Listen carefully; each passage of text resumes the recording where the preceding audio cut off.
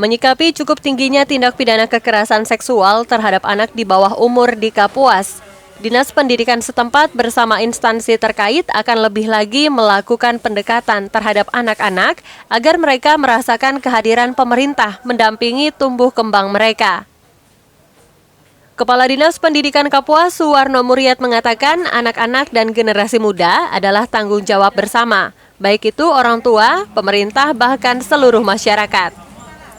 Karena itu, semua pihak harus bekerja sama hadir mendampingi dan menjaga kehidupan mereka, sehingga bisa berjalan pada aturan yang sudah ditentukan.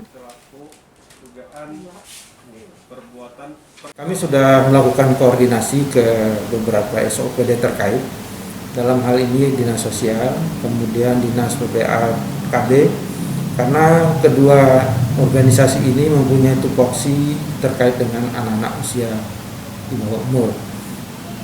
Baik itu di Dinas Sosial untuk pendampingan bagaimana anak-anak kita yang bermasalah. Demikian juga di Dinas PPAKB dan Dinas Pendidikan. Kami sudah melakukan koordinasi. Dalam waktu dekat kami akan melakukan kegiatan secara bersama-sama, mengumpulkan anak-anak kita untuk memanfaatkan waktu luangnya dengan hal-hal yang positif. Kegiatan itu memang akan kami lakukan baik daring maupun luring, ya. Kemudian juga kami akan memaksimalkan kegiatan Parenting Day. Parenting Day ini adalah kegiatan di sekolah yang mempertemukan antara orang tua, guru, komite sekolah, dan anak-anaknya. Di dalam Parenting Day yang dilakukan satu hari itu ada komunikasi intens antara anak-anak kita. Mungkin ada masalah apa dia bisa terbuka kepada gurunya, dan gurunya bisa menyampaikannya kepada orang tua dan mengambil solusi-solusinya. Sementara itu, data dari Polres Kapuas, kasus kekerasan terhadap perempuan dan anak terbilang cukup tinggi.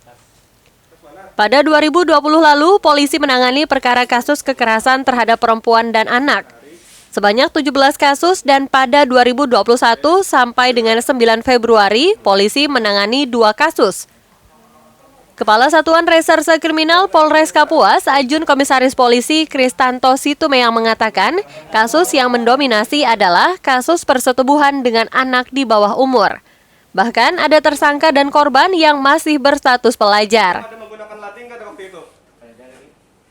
Cukup tingginya perkara di Kapuas ini, ya kami dari petugas aparat penegak hukum dalam menindaki perkara ini, ya mohon kerjasamanya. Kita lebih mengedepankan preventif atau pencegahan. Ya, jadi di sini peran orang tua, peran sekolah, dan peran pemerintah daerah setempat, bagaimana harus menyiapkan langkah-langkah pencegahan untuk menekan tingginya kasus yang berhubungan dengan anak. Sebagian besar korbannya di bawah umur, yang ada yang sekolah, tapi rentan umur 9 sampai 14 tahun.